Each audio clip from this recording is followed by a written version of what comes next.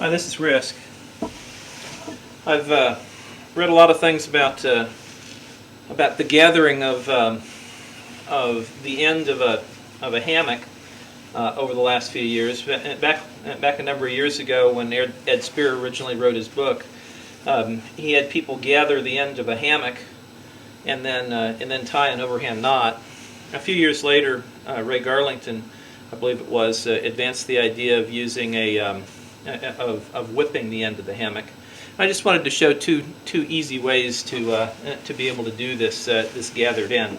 I know that a number of people have also put a cord in the final edge of the hammock that needs to be gathered. What I do is I take the end of the hammock and I wrap it around so that it's a hem that's 3 thicknesses through with just a simple seam.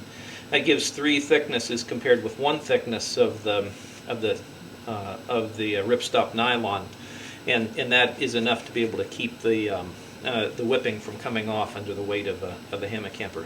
The first method was the way that Ed Spear did this, which was essentially to fold from each side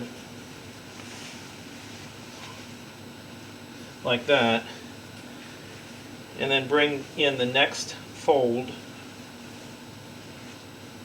and the next fold. Fold that again, fold this one again, fold this one more time, and this one more time, and then to fold those together. That gave a pretty good compact end, and then we'd go ahead and we'd tie an overhand knot in that. But using the idea of whipping the end, the way that I remember that Ray Garlington used. This is using a dog bone out of Dynaglide. I go ahead and I take it around twice, and then use a lark's head to tighten it, and then that's sufficient for holding up the end of the hammock camper.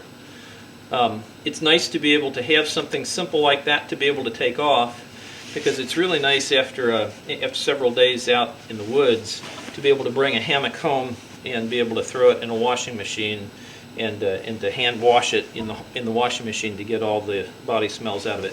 The other way to do this is just to flake it like it's a sail on a sailboat in a small scale, and that is to just gather it in little folds.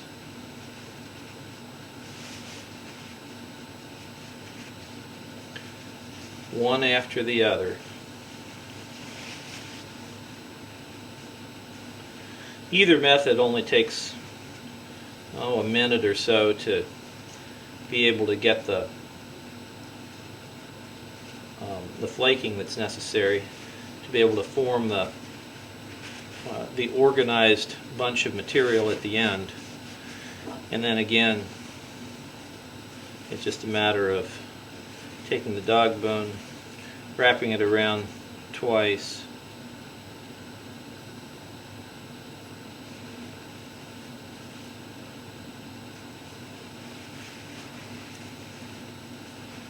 and pulling it through.